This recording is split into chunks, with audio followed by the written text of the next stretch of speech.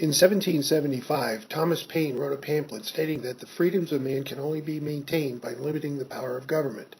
The pamphlet was called Common Sense.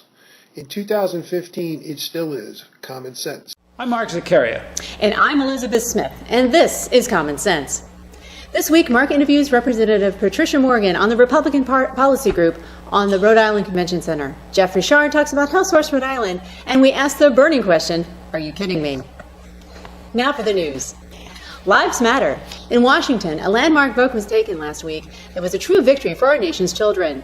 According to the National Right to Life, quote, with the support of a vast majority of House Republicans and due to the pro-life dedication of the House Republican leadership, the United States House of Representatives today passed landmark legislation 242 to 184 to extend federal protections to unborn children who have reached 20 weeks fetal age and those who are born alive during late-term abortions. The bill was developed from a model legislation developed by National Right to Life in 2010, enacted thus far in 11 states. This bill would save thousands of unborn babies annually from terribly painful deaths, said Carol Tobias, president of National Right to Life. It is now clear that the overwhelming majority of House Democrats believe that painfully dismembering babies in the 6th month of life and later is just fine. Now let them try to explain that to their constituents. Douglas Johnson, legislative director for National Right to Life, notes that the bill also contains important new federal protections for babies who were born alive during abortions. Not surprisingly, both Congressmen Cicilline and Langevin voted nay on this bill. So let me get this straight, Congressman. You claim to represent the citizens of Rhode Island. A vast majority are Catholic. You both have a lot of explaining to do. Mark? Make no mistake, the forces of status quo here in the Ocean State are powerfully connected. Case in point, the battle royal between the town of North Kingstown and its firefighters. 3 years ago, the town reorganized the existing force into 3 platoons from 2. That revision to the shift plan was coupled with moving to an industry standard of 24-hour shift schedules. The result was an annual savings in municipal expenditure of over $1 million. That savings, of course, came from a reduction in overtime hours under the new scheme. The firefighters sued. They claimed such management action must be the subject of labor negotiations, not a simple administrative reorganization. Their suit made it all the way to the Rhode Island Supreme Court, where the town's authority to direct employee work schedules was affirmed. So what's next for the North Kingstown firefighters? Why, they have entered legislation making all changes to work schedules the purview of contract negotiations. They've also submitted bills requiring eternal contracts and binding arbitration for any new agreement. North Kingstown Town Manager Mike Embry estimates the cost impact of the passage of these bills at more than $13 million over the next 6 years in his town. As this would be a model for other cities and towns, the statewide number is in the hundreds of millions. The adverse impact those costs would have on already high property taxes is obvious. Even so, many in the legislature and the current administration seem ready to bleed their constituents for any money necessary to satisfy the requirements of their favored special interest. What do you do at the ballot box when a representative who is unresponsive to the good of the general population comes up for re-election? Now let's send it over to the Rhode Island State House to see what the Republican caucus has been up to this week. Common Sense TV here with Senator Nick Cattle, who co-sponsored the bill S607, which has to do with school choice. Could you tell us what your hopes are to have that bill pass? Well, we're looking to start a discussion about school choice and competition with the public school system. This bill will allow for vouchers up to $6,000 to go to families of low income so their children can go to a private school. And the rest of the money that comes from the state education aid will continue on to the home school district of the child. So the goal is to have relief for taxpayers as well as to allow families to send their children to schools of their choice. So hopefully we can start a discussion on this and get some kind of solution to improve the education for all of the children in Rhode Island.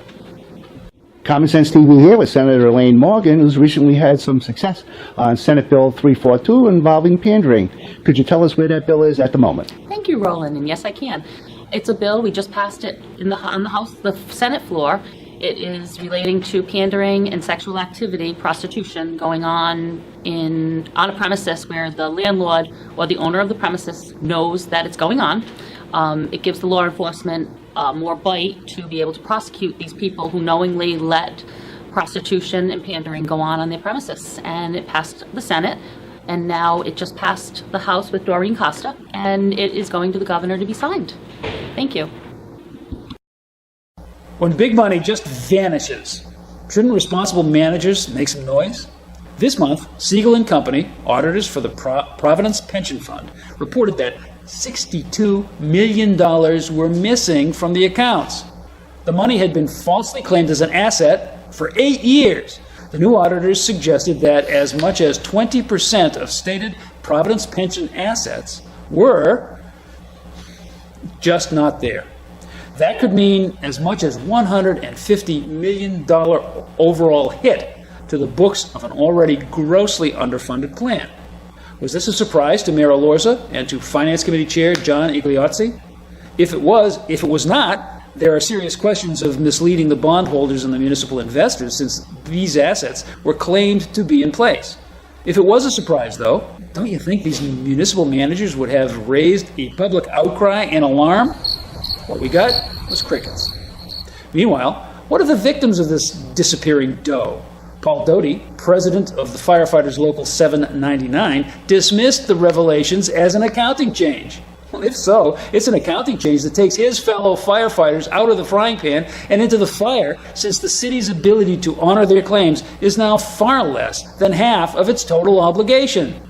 Everyone involved should be screaming for firings and criminal charges. Instead, more crickets. By the way, folks, when the Providence Pension Plan is declared insolvent, who do you think is going to be forced to pay these obligations? You and me. So, now are you ready to scream? Liz? Legislation introduced to abolish Rhode Island's Amazon tax roll was set up for a battle between supporters who say the tax has hurt hundreds of Rhode Island businesses and millions in local income, and opponents who say the rule provides for parity between brick and mortar companies and online retailers. A tripartisan group of Rhode Island state representatives, which includes House Republicans Brian Newberry, Doreen Costa, Dan Riley, and Independent Blake Filippi, and Democrat and Deputy Majority Whip Chris Baljuski, introduced legislation 5719 to appeal the rule, which say they has not generated any sales tax receipts for the state since its inception in 2009, and has instead caused large retailers, including Amazon and Overstock, to sever all of their affiliate relationships with Rhode Island businesses. Speaker of the House Nicholas Mattiello is on the record in opposition to the proposal to abolish the Amazon tax. He does not support the legislation because he believes there should be parity amongst retail methods. Brick and mortar stores in Rhode Island shouldn't be at an artificial disadvantage, said Larry Berman, Mattiello's spokesman. At least 10 other states, including Connecticut and Maine, have similar law. How does having similar law make it the right thing to do, Mr. Speaker? Taxpayer groups, however, decry the nickel and dime approach by state government if these Amazon tax costs are levied on them during their normal course of business. It's probably minor as a percentage of their cost. That said, the Rhode Island business community is being nickeled and dimed to death, which has garnered our state the reputation of being one of the highest taxed in the U.S., say Larry Richard of the advocacy group Rhode Island Taxpayer. These taxes and fees only add to Rhode Island's well-earned brand as being the most hostile in the continental United States. Only Hawaii is a worse brand. Oceans and high taxes seem to really go together in these two states. Hawaii has an excuse, sort of. It's cut off from the rest of the country. Rhode Island is too, but for very different reasons. Mark? The state legislators pass campaign fund finance reform. The governor signs it, and the state legislators immediately ignore their new requirement. Senate Bill 0681, Substitute A, was enacted in April. Among other things, the new law required political campaigns to file copies of their bank statements corroborating their after-election reports to Rhode Island's Board of Elections. The measure was made law with Governor Raimondo's signature. In May, House Speaker Nick Mattiello and Senate President Teresa Paiva-Weed emailed every member of the General Assembly indicating it was not necessary for them to publicly disclose these new filings. A campaign's bank statement for the period immediately following the final report after an election should mirror the details already disclosed in that prior filing. The new additional requirement was made law in the wake of the campaign finance irregularities which came to light in the case of former Speaker Gordon Fox.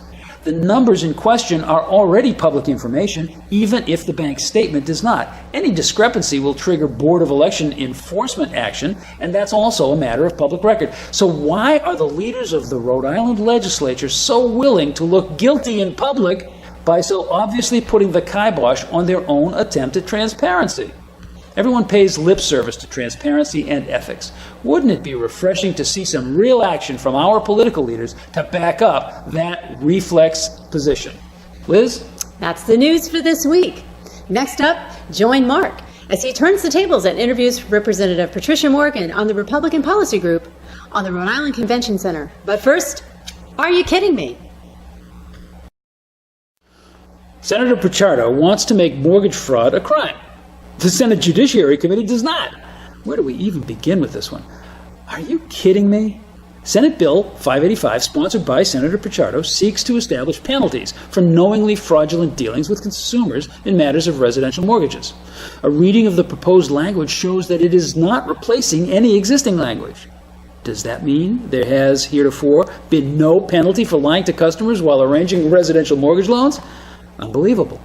Since it appears that's the case, common sense would like to know why Senator Pichardo could not find any of his colleagues in the chamber to co-sponsor the measure with him. It would seem to be a long overdue correction to the criminal code. Strange as all that sounds, there's more. Upon hearing the measure, the Senate Judiciary Committee held it for further study. You know the secret code. That means it's dead. What? Folks, we're pretty creative here at Common Sense, but even we could never make this stuff up. So I guess that Senate Judiciary, in its wisdom, decided that there should continue to be no penalties for stealing money through false dealings over the single biggest financial asset most Rhode Islanders have, their homes. Are you kidding me? Welcome to Common Sense. This is a show where we try to make sense out of problems affecting you and come up with common sense solutions.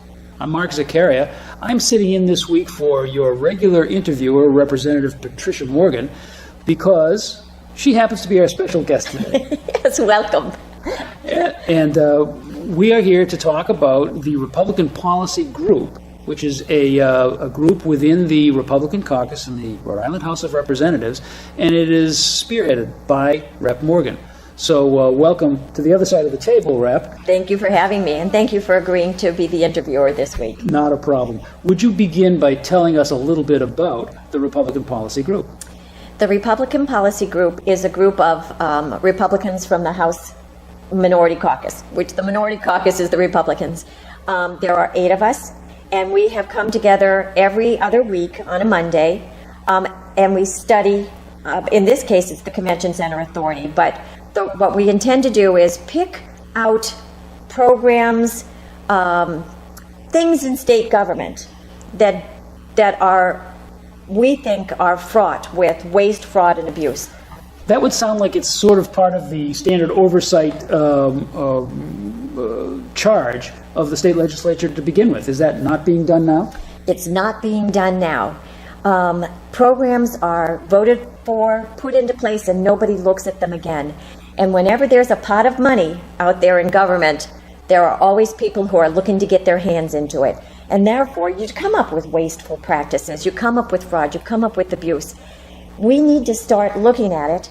And the Oversight Committee is absolutely, I think they have met once all year.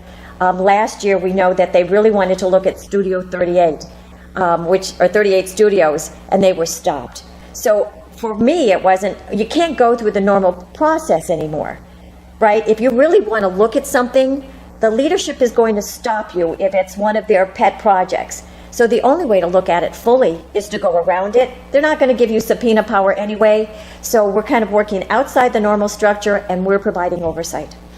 That sounds like the majority is under tremendous pressure for the status quo, and that they're not going to do anything officially, no matter what their official position is. And so it has to come kind of from the grassroots, of that being the minority caucus. So congratulations. Well, you know what? Republicans stand for taxpayers, right? We're not looking at taking care of political insiders. We're actually always focused on what's the best for the the greatest number of people. That's not necessarily, in my opinion, what's happening up there.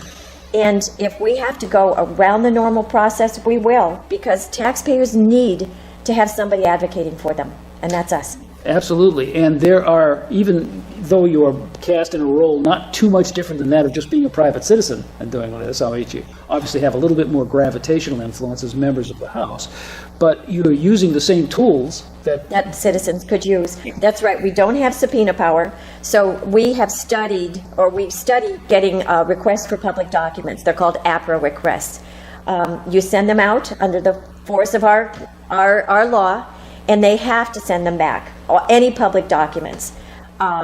We've had some difficulty with our current study E, but in most cases we're getting the documents, we study them, we pull out the data, we confirm it, we really make sure that we're studying it fully, and we're coming up with a picture of management practices and abuse that people should be very troubled by. Well, I think that now the problem is, we're going to provide the report, and then we're going to give it to the speaker and the governor. It's going to be up to them to clean it up. Well, perhaps programs just such as ours can add a little bit of pressure to that. The people can add pressure, and hopefully we'll get more Republicans elected, and we'll get this state government cleaned up. Before we get too far away from it, I want to just say one thing from your first comment, your last comments. The state has a legal requirement to provide documents, but you have trouble getting them. Yeah. And you're a member of the House of Representatives. How do you think I'd fare? That's right. Well, I'll talk to you a little bit. I know we're going to talk about one of the documents we're having problems getting. Well, sure. That brings us around to the convention center. And right. So the question, I guess, is, of all of the problems that the state faces today, how did you come to think that the convention center was a good first subject for this kind of a review? I have been trying to get somebody in that state house to look at the Convention Center Authority for the last 5 years. It became very clear to me very early on that the Convention Center just wasn't the economic engine that it needs to be, and was a real gobbler. Gobbler, is that a word? A consumer of tax dollars. In our budget, it's not even a line item, but the Convention Center Authority has been taking over $20 million a year. That's a lot of money. And that's a net loss of $20 million. That's coming out of, we need... They do provide some income, but it's offset by... No, this is what they're taking, not what they're giving. They're taking this. Think about all the things we need in Rhode Island, right? First of all, we need tax relief. But we need our roads and bridges fixed. We need our school buildings fixed. There are so many demands on the resources, the money that government has, and this entity that has been there now for 25 years is still not contributing. They're taking. So they are they're absorbing all of this money, and apparently they're not too highly morally driven to do a lot of cost control. And so I would guess that one of the things that attracted you to this as your first subject was to try and shine some light on some of the practices that they are. The biggest motivation was Rhode Island's economy is in the toilet. We all know it. Our business climate is at the bottom in the country. This Convention Center Authority, the reason it's there is to spur our economy, to be a stimulus for our economy. If we can get it doing the best it can, right, bringing in conventions, bringing in seminars, bringing in public events, it can be one of the tools in our arsenal to get people back to work, to get our private sector up and running again. And if it's not doing its job now, we really need to find out why not. Well, I'm happy to see that you're on the case and that you and the Republican Policy Group, or RPG, are digging into this, and we're going to get into those details here pretty shortly. Right now we're going to take a break, a little time out for one of our segments known as Are You Kidding Me? So what happens when a few Rhode Island senators finally have a good idea, while the rest of them hold for further study? Are you kidding me? In this segment, we've held up the names of Senator McCaffrey, Connolly, Lombardi, and Walaska for ridicule on more than one occasion. Now, however, this same group of Democrat senators should be applauded for co-sponsoring Senate Bill 546, which calls for the elimination of the minimum state income tax of $500 on any corporation, LLC, or partnership doing business in the Ocean State. Successful corporations usually pay more than that. LLCs that are privately held and partnerships have all their income passed through their owners for taxation as personal income. That actually means these last two groups are taxed twice on the same income. But the real hit to the Rhode Island economy for this unsupportable policy is that the startup incubator is short-circuited because any micro enterprise trying to get a new concern to grow pays a huge proportion of its first-year profits. I mean more than 100% many times, just to cover that fee for opening your doors in Rhode Island. So bravo, senators, for getting one right. The first stop for any new bill regarding taxation is the Senate Finance Committee. What happened here? Oh, wait. Hold on for a minute. Held for further study. And what does that mean? Co-signed for the trash heap of the first session of the 2015-2016 legislative calendar. And why? Common sense has no idea. Did the committee feel the income to the state from this double billing was just too critical at a time of deficits? Probably not. They keep spending at a robust rate when they want to, despite the deficit times. Did the committee just not believe the credible estimates of increasing income once it is easier to nurture and grow new taxable entities? Maybe, if they ever even review them. Rhode Island is slowly committing economic suicide. Our state is being aided and abetted in this process by a continuous string of self-inflicted wounds, courtesy of the legislature. What a shame that even this one small step towards recovery cannot even receive consideration on the floor of the chamber. Are you kidding me? What do I stand for? What do I stand for? Most nights I don't know anymore.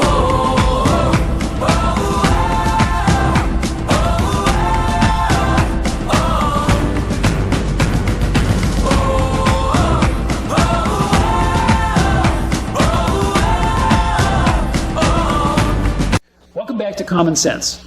I'm Mark Zaccaria, and I am sitting in today for Representative Patricia Morgan, your usual interviewer, so that I can interview Representative Patricia Morgan. Pat, we've been talking about the new Republican policy group, and before we get too much farther, I'd like to ask, who's that composed of? Can you tell us what the membership looks like? Sure. There are 8 of us, and I'm really happy to have them all. They're all such great contributing members. So Anthony Giarrusso from East Greenwich is on it, Bob Lancia from Cranston, Dan Riley, who's Portsmouth, Sherry Roberts from Coventry, and Bobby Notterlillo from Coventry too. Justin Price is from Exeter, Richmond, and Blake Philippi from South Kingstown. We get together twice a month and study all of the documents that have come in and understand the issue and try to get to a point where we can make some real conclusions and recommendations. Well, it's exciting to think about what you can do, taking the role of a basic citizen and the rights that we all have as citizens to the information that our state government creates for us, but then pushing it because you're also members of the House of Representatives gives you greater status. That's right. Makes it a little easier. We said in the last segment that your first target of interest was the convention center. That's right. And you talked a little bit about some of the problems with the convention center today. Let's talk now about the history of the convention center and where all this came from. Yeah, as we started studying the convention center, we were getting the records in and things that we didn't think we were going to see. I mean, they're just kind of facts that we tripped over in our study of the convention center because we had to understand where it came from to figure out where it was today. We actually found in the archives a newspaper article, and in the very beginning, the brand new Convention Center Authority. So the Convention Center Authority was created by the legislature.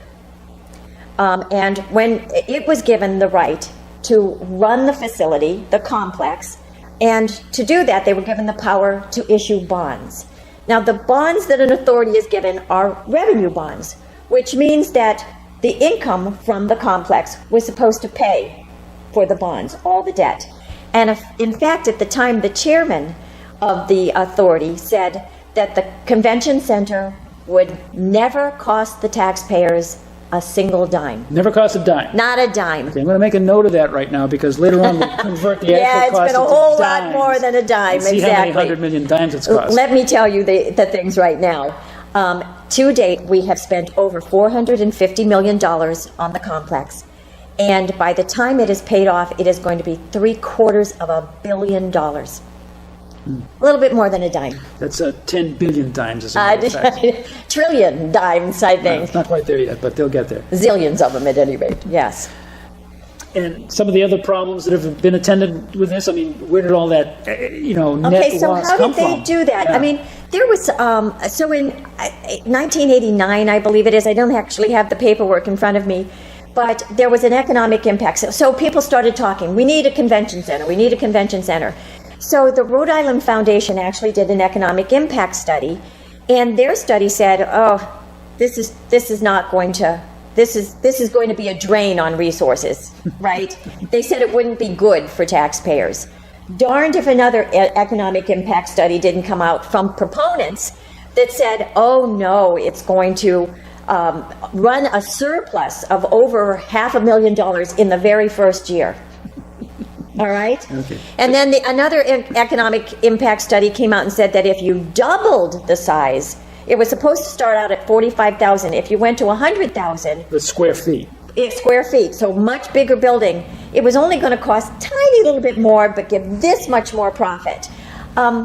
Something that our viewers should know: never believe economic impact studies because they are very, very misleading. They're not very good at predicting the future. Never believe economic impact studies if they keep getting them until they get one they like. View them with skepticism. You're right. You get what you pay for. Another thing that we came out with was all right, so the convention center was supposed to cost $100 million. It, in fact, ended up costing more than $200 million. So basic construction costs to just put the building in place doubled. So how do you do that if you're the authority and you've just said, well, we're going to raise $100 million in bonds, and it goes to $200 million? Aren't you afraid as an authority that you won't be able to pay them back? You think? Well, they apparently don't have to make their own payroll every week. You heard. That's right. Even before the first shovel went in the ground, the state, Governor Sunland, had signed a lease with the Convention Center Authority. And that lease said that the state's taxpayers would be responsible for all the debt. And in addition to that, if there were operating costs that their income didn't cover, we'd pay that too. Oh, and how about maintenance? They can't cover their own maintenance? Don't worry, we'll cover that too. So they were never in jeopardy of ever having to make income because the state's taxpayers are the backstop for them. And so what that means as a practical matter, just for the debt bonds, they were revenue bonds originally, meant to be covered by the revenue of income, but they became full faith and credit bonds when the state said, well, whatever you do, we'll pay for it. Well, they're still revenue bonds, but we're paying. So the effect We're is the paying same. the revenue. The effect is the same. Right. The effect is the same. And did you ever vote on it? Not me. Not one taxpayer has ever gotten the ability to vote on whether they wanted that arrangement or not. So we're going to spend $750 million, and taxpayers have never been given the right to approve it or not. Let me ask you another question, though. There have to have been other areas where these atrocious cost overruns came in. There have to be some examples of the kinds of things that were forecast versus actual. That's right. When we actually looked at the actual spending, so it went from $100 million to over $200 million. So how does that happen, right? We found that the RFP and contract awarding process that was in place then and probably is now, though we're going to study that. It's one of the open items for us. They had, for instance, they had bought the land. They bought it for more than their appraiser recommended, by the way, $4 million more than their own appraiser said it was worth. But they bought it. And then when they got into it, they gave a contract for an RFP was for removing hazardous waste. It was railroad property. The original contract was for $39,000. It grew to $4 million. How does that happen? How does that happen? There was another contract for engineering services that was in the 20,000 area. That grew to 1.8 or 1.9 million. The escalation, and the only people who got to say yes or no was the board. The board just signed off on all the change. So how is that not insider trading? Hey, buddy, just bid this. We'll give you the RFP. Don't worry. We'll take care of you. Their marketing contract went from about 20,000 to 875,000. There's a lot of cost overruns. Well, in every construction project, you have to think a little bit about the change order process. It happens. It's one of the areas where wiggle room exists, and it has to be one of the things that's handled tightly and with a process. It doesn't seem to have been the case here. We could talk a little bit more, perhaps, in our next segment about the marketing process. That's an area where I have a certain amount of expertise, and what's happened and what may or may not be happening. But the fact of the matter is that there's a certain amount of nonchalance in what you're saying here, that everybody proceeded with this project without really thinking about it very hard. But right now, before we do that, we'll take a break, and we'll be right back. Senator DePalma really has it in for the Uber car app. Are you kidding me? The good senator has entered 4 pieces of legislation that seem to target the new digital service for matching people on the move with rides already heading their way. The bills are Senate numbers 692, 694, 695, and 696, each of which is sponsored by their author alone. Collectively, these torpedoes in the water target a range of Uber-only concerns. They define unmarked vehicles as common carriers, as being regulated by the Rhode Island Division of Public Utilities and Carriers. They charge the division with setting all rates, and they establish that all for-hire transportation undertaken by these newly defined public motor vehicles be booked no sooner than 2 hours before the start of the trip. The bills require the use of public identification and tracking devices in the cars so that the division can be aware of their whereabouts at all times. And they make regular taxi cabs available for leased use by non-owners far sooner than has ever been the case before. Each of these new regulations, hard-coded into law, make life difficult for the private fleet that would come together to compete with established taxi services. That kind of restraint of trade is a major reason no new businesses want to relocate to the Ocean State. Apparently, Senator DePalma never considered the possibility that existing cab owners would be among the first to sign up as Uber drivers if it meant coexisting with the new competition. Nor did DePalma seem to be of the opinion that competition is good because it will drive down the cost of service for the consumers, that is, his constituents. A bevy of bad laws seems designed to maintain the fantasy that nothing in commerce will ever change. If all of us adopt that attitude, our economy is going to die, and the cause of death will be starvation. Are you kidding me?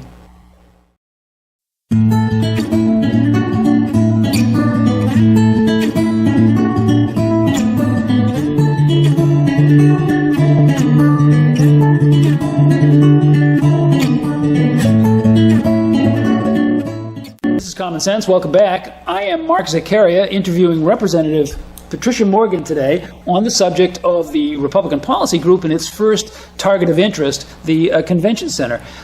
So far, Pat, it sounds like the whole story of the Convention Center is a very cautionary tale for the people of Rhode Island. Would you agree? Yes. I think even though it happened 25 years ago, it should be informing what we do today.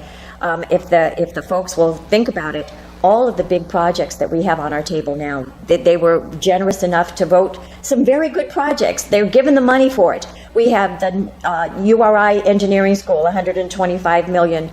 We have the new Veterans Home that they're starting to build this year, the nursing school down by the waterfront there, and potentially a new Pawsock Stadium. We don't want the same kind of mismanagement and cost overruns that happened at the Convention Center Authority. I understand that there are change orders all the time, but we have to tighten up that process because we can't start out with a $125 million engineering school and have it go to $250. The taxpayers simply can't afford it. Well, one of the things that I note is that the Convention Center is an example of the state's inability to build something and then run it. Okay? I look at something like the Dunkin' Donuts Center, which we took over from the city of Providence, and then we're having trouble running. I look at 38 studios, and I don't think we have to say any more about that when it comes to abuse of taxpayers' money. It seems to pale by comparison, but the recycling center was a big issue years ago. That was only $75 million bucks. Absolutely. Absolutely. And now, in addition to some of these other projects we're talking about, we have trolley cars going to nowhere. And that cost an enormous amount of money to build just 1 or 2 miles. Enormous amount. $100 million. Nothing can be pointed to as an income result. Okay, we know how much it's going to cost. No, actually, we don't. But we know that it's going to bring in nothing. Dubious. Very dubious at best. Okay, as I understand that when you first got involved with the Republican policy group in looking into this, you took a look first at an auditor's report on the possible liabilities that were associated with the convention center. Can you tell us a little bit about that? Yeah, again, this was another thing that we tripped over. We weren't looking for it, but we got some auditor reports in from our request for public documents. And there was when auditors look through the books, they come up with findings, serious findings, mild findings. I'm not exactly sure what they call them, but things that are caution. It's like a red flag going up and saying, hey, something's wrong here. And one of the items that the centers, the authority's own auditor put in, and by the way, I ought to mention, right when the convention center was first built, the authority included a hotel, parking garage, the convention center, right? 3 buildings. It's a complex. It has since morphed, and you have mentioned it. They sold the hotel and paid off debt, and then they took on other debt by buying the Civic Center from Providence, because Providence couldn't afford it anymore. They put another $65 million, I think, or $68 million into remodeling the Dunkin' Donuts Center. After buying it. After buying it. And then they added the Veteran Memorial Auditorium. So now when I talk about the convention center or the authority, those are the 3 buildings we're talking about. And those buildings are run by one layer of management called the authority. Then there's a middle layer of management, so every building has its own management team. And then under that, there's a private company, SMG and PFM, that actually operate the buildings. So kind of 3 layers of management there.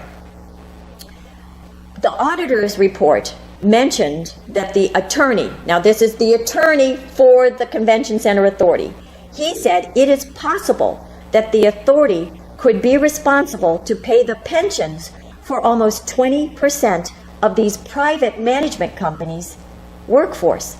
So we hire a private management company for presumably some kind of fixed price. Yeah. And in addition to that fixed price, you get the jackpot, you also get to pay pension costs for some of those people. Are they members of the MERS system? Is that what the deal is? Or do you know exactly? It's scary because, we've had a lot of problems dealing with the pensions of our own employees, our own they're state grossly employees. underfunded. Right. So if they're coming from the same pot, that just adds to the fund. There you go. It's significant challenges. Now the authority could be on the hook for up to 20% of this private company's workforce.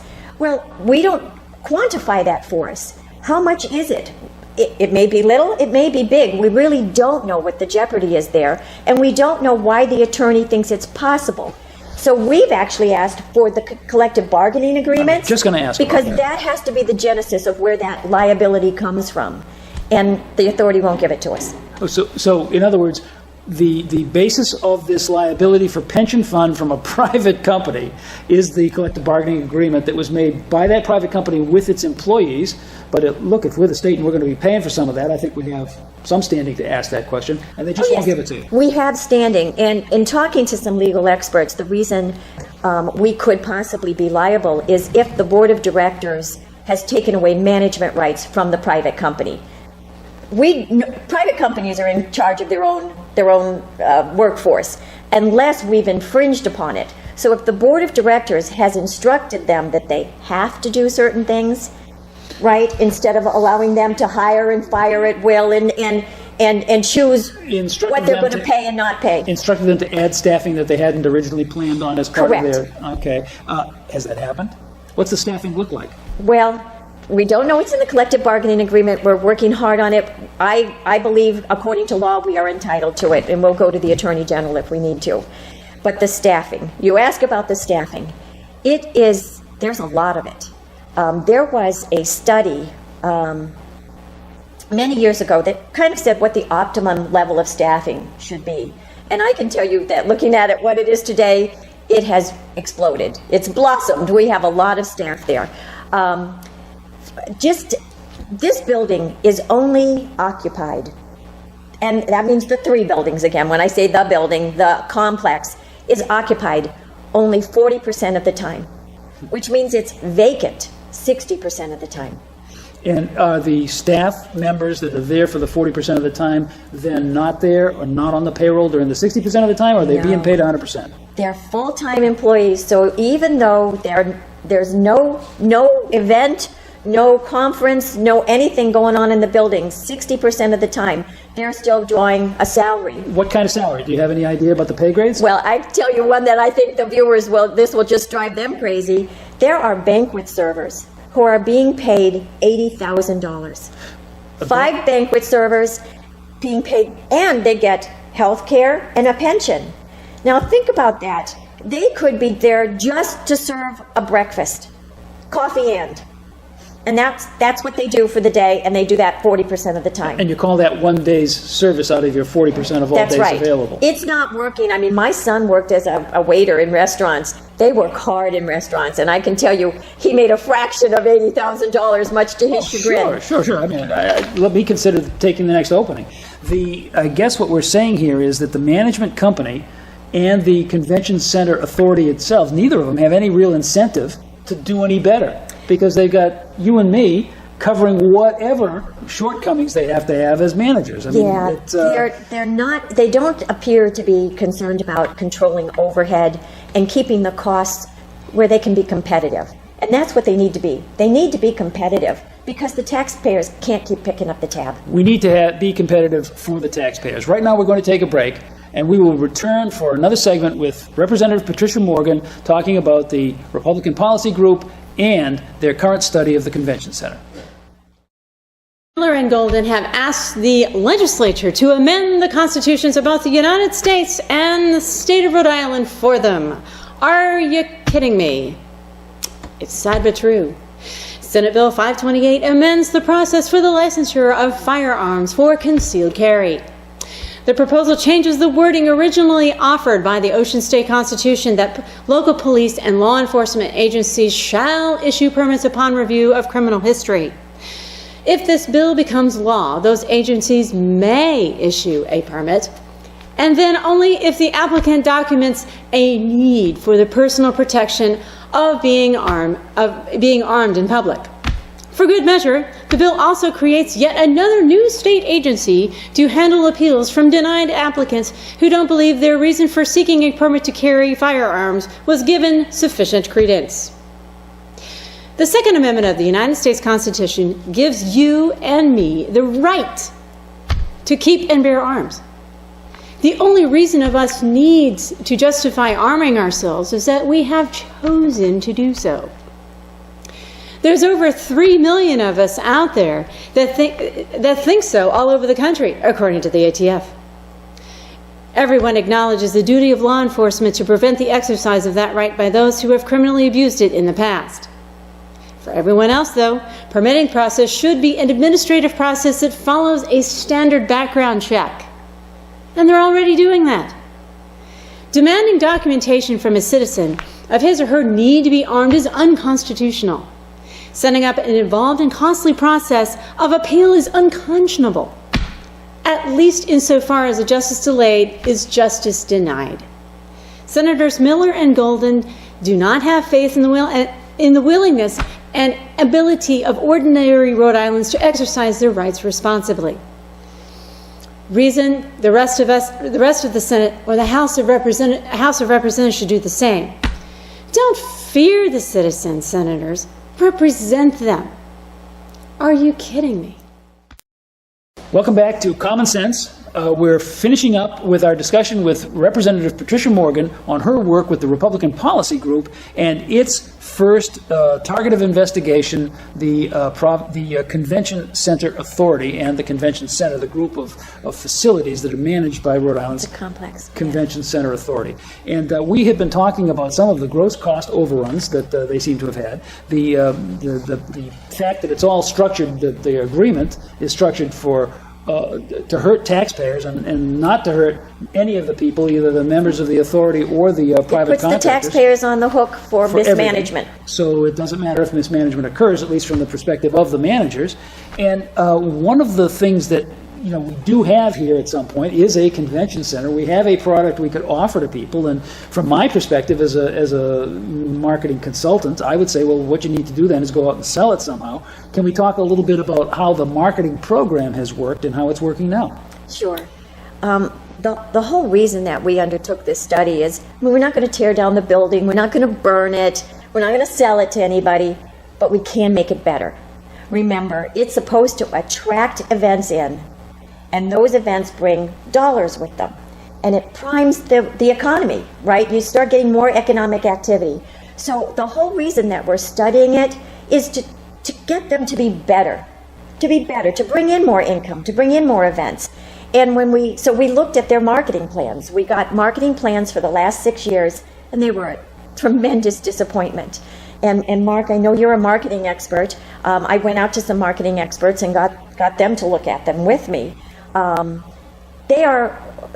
marketing experts said basically they were maintenance plans. In other words, if somebody comes and knocks on the door and says, can we have an event here? They'll say yes. But they don't have goals. They don't have metrics. They're not doing the research that will help them understand how the landscape is changing. So they got Twin Rivers in. Twin Rivers is a competitor.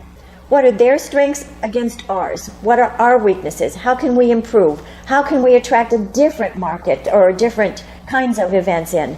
They're not doing any of that. Well, that'd be the kind of detective work that a real marketing organization would do in order to structure a plan, because you have to see what your facility is, who might want it, where you might be able to offer it such that whatever it costs to use it is more than made up by the gains, the benefits from their customers. It's all about the customer. It has to be competitive too, so you have to benchmark against Hartford, against Manchester. So locally, like in the region, along the mid-Atlantic states for some of the bigger conferences, they're not doing that. And because they're not benchmarking, they don't know. They don't know how to make themselves better. And because they haven't done this research, and demonstrably a themed marketing program says that, it shouts it, they are probably not really doing any kind of an effective sales program, which has to be based on the targets created by marketing. But I bet there are some costs associated with the selling that we're probably undertaking whether we like it or not. Do they do any travel? Well, they do about $50,000 worth of travel a year, and we actually have asked them, all right, tell us what trips you've taken and what you've got in return. It's about 20 trips a year, right? $50,000, you figure $2,500 a trip. They tend to go to San Diego and Los Angeles in the winter months, and they tend to go north in the summer months. But the point is, personal selling is good. But are they just trips, or are they actually bringing something back? As a manager myself, I would say, sure, I'll fund a trip for one of my staff if I get a trip report coming back afterwards telling me what did you do and what happened. And if you say that you started something that's going to mature in a day or a month or a year, I'm going to start the stopwatch and say, did you or did you not, when that time period comes up. Yeah, it's not just about going and visiting a city that has a nice convention center in it. It's really about going there or going and visiting the places that have conventions and saying, we want you in New England, come to our convention center. You want to visit prospects as customers, not other competing facilities. You can do that by Skype. That's right, and making sure that you're competitive, that your costs make it possible for them to come and profit from it. Conventions aren't going to come here if they lose money. And when your overhead is so high, when you're paying $80,000 for a server, when you as a vendor, as a customer, can't even turn on the lights. You have to wait for an electrician to come and do it and pay $60 for him to turn on the lights for you. That makes it uncompetitive. Well, it absolutely does, and before you can attract any convention of any kind, you have to give them a price proposal, and if it's all rolled up based on these overhead costs that are baked in, that number is going to be a laugher compared to other places around that don't have these same kinds of problems. And I can tell you, though, one of the things that I think is most disturbing to me about the plan, it's a maintenance plan. Okay, and you've been in sales, Doesn't marketing. plan for growth. Yeah, don't you set goals? Absolutely. That year over year you're going to have 10%, 5%, any kind of growth. Do you just sit back and say, well, we got a deficit? Too bad. Well, unfortunately, go back to the question of incentives. They can do that and still have their jobs and their company cars, as I understand it. Some of them have company cars, which makes no sense if you think about it. I know salesmen are given company cars all the time because they have to big go. Territories. They travel. The Dunkin' Donuts and the convention center are They're connected. right, and VMA is a very short walk, so they don't need a car. I don't think so. But what I was saying is that the way that marketing generates growth is by generating new business. New business comes from new customers. We've got one hand tied behind our back with new customers because of the costs involved and the costs that we have to justify with whatever proposal we make to a new customer. But then we also have the problem of identifying customers that are outside of our comfort zone, outside of the group that we see today. Because there's always a way to lose a customer. The only way to get a new one is to go to some new place. And adapting to the new environment that's out there. Sure, and as we've said several times now, there's no fire at their feet to do this, and so it's not being done. And it comes back around to the hit that's being taken again by the taxpayers. So tell me as we wrap up here, what do you think the Republican policy group in the House of Representatives can do to try and shine some light on this, to try and poke a few of the people who have maybe been intransigent and looking at this to get something done to help the taxpayers? Right. So we've been poking quite a bit over the last few months as we've been studying this. We sent a report to the Speaker and to the Governor. Quite frankly, we don't have the power to clean up the Convention Center Authority. If they would give it to us, we would do it, but we don't have it. I think it actually falls to the governor. She has just appointed a brand new chairman. He's her guy. And she has to get in there and say, fix it. Fix it. Right? Get more events in there. Use this as one of the components of our economic development system here. It can be done. I know we are going to continue looking for that collective bargaining agreement. We are going to quarterly check in and ask them, what have they done? Have they done the marketing analysis? Have they started instituting the goals and the recommendations? In the report, we put in very concrete recommendations that we think that they should follow. But we're going to keep on them. We're going to check in with them quarterly. And if they don't do it, we're going to shine more light on it. Well, Representative Morgan, I thank you for your service to the taxpayers, and I think all of our viewers should do the same. Thank you for spending time on the other side of the table this time. Ladies and gentlemen, this has been Common Sense and a discussion of your convention center. Let's make it better. The Rhode Island legislature spends a great deal of time in committee, listening to lots of words, but mostly they just continue things. When you get them all together as a legislative body, they have already made up their minds on things, and there is no serious debate. Seems when I watch that they spend their time on trivial matters like somebody's birthday or introducing constituents. And so it has been on the matter of the health exchange here in Rhode Island.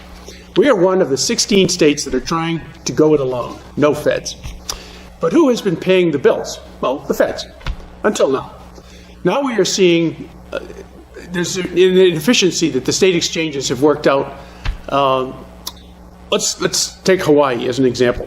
Last week, Hawaii dumped its exchange. Mark, can we do this again? I can't see that very well. Could you up the size of it, and I might be able to actually read what's on the... A little bit bigger? Now make it white. Let me see if I can get that. Not white. No, white. No, it's there you go. No, I could use a little bit bigger. If I could have it. Okay. That's better. Yeah, I can see that now.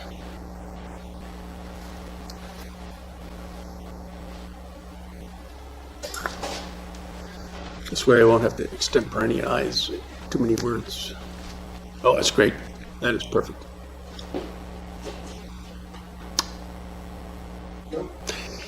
The Rhode Island legislature spends a great deal of time in committee, listening to lots of words, but mostly they just continue things. When you get them all together as a legislative body, they have already made up their minds on things, and there is no serious debate. They spend their time on trivial matters like somebody's birthday or introducing constituents. And so it has been on the matter of the health exchange. We are one of the 16 states in the country that are trying to go it alone. No feds. But who has been paying the bills? The feds. Until now. Now we are seeing how efficiently the state exchanges have worked. Let's take Hawaii as an example. Last week, Hawaii dumped its exchange. The Hawaii Health Connector wanted an additional $28 million to stay afloat. Now, this is over and above the $135 million of taxpayer money that they had already spent. For that money, they enrolled 37,000, that's it, 37,000 Hawaiians over 2 years. Now, to do that, they had hired 70-plus staff, temps, and contractors. Now, these folks will be unemployed as of February 16th, 2016, when Hawaii joins the federal system. We'll talk about Vermont, another of the 16 states, in a moment, as they are also ready to drop their exchange. But imagine, if you would, that the Obama administration has spent $5.4 billion, I say again, $billion dollars on state exchange websites. $1 billion of that went to California. Several of the state exchanges have already shut down. So what is happening in Vermont? Seems a 60-page report was authored that cast doubt on the possibility of keeping Vermont Health Connect in the business. What's wrong, you say?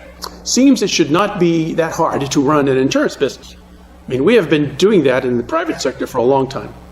You'll have to read the entire 60-page report on your own, page after page after page, of what the new health insurance language is all about. You need a PhD to get through this kind of thing. There is a case soon to be cited by the Supreme Court called King versus Burwell. Seems the Obama administration is giving subsidies and tax credits to states without exchanges. Let's see what the justices have to say. Maybe the Obamacare experiment will be over. Doubt it. But you remember that famous line, quote, "Let's pass this bill and then we'll see if it works," unquote. Great stuff. We are having this costly discussion about insurance, so I asked myself about what life would be like before insurance existed. How did we survive? Now let's go back to the cave. Well, maybe not. But we do know that in both natural and monetary economies, practices have evolved that share the risks of life. Whether you barter for goods and services or you pay for them with cash, we humans have found ways to share the burdens of life. Now, the Europeans were ahead of us regarding insurance, but we caught up full-time in 1935. The Security Act of that year made the leap to viewing insurance as a means to achieve individual financial security. Now we have property insurance, business insurance, life insurance, accident insurance, health insurance, and national insurance. Over time, lots of people had jobs in the insurance industry. When competition was fierce and you had to stay in business, you had to have a good business model. I like competition. If you go to the web and type in insurance, you get the full course of information. Now, I discovered that Obamacare, maybe all of you already know this, falls into the category of compulsory insurance models. Now, there are many other funding models being used around the world, and some of them take the insurance industry out of the game entirely. Example, in a single-payer system, the government, not the private insurers, pay up. No, that is the British and the Canadian system. Can you imagine having to deal with a government bureaucracy that will determine how your health care is managed, entirely managed? You know, like our DMV. How much fun do you have when you go there? These kinds of funding models generally use taxation like the European Union's value-added tax to develop their health funds. Now, we have a pretty powerful insurance industry in this country. It doesn't want to get out of the health insurance business. We have legions of doctors who don't want to live in a universal healthcare world. And we have large drug companies who like the system. We have colleges and medical schools who like the status quo. I guess I understand why we are in this debate about healthcare. There are 58 nations across the planet with mandated universal healthcare systems. Some think we should join them. Thanks for watching, and God bless. All right.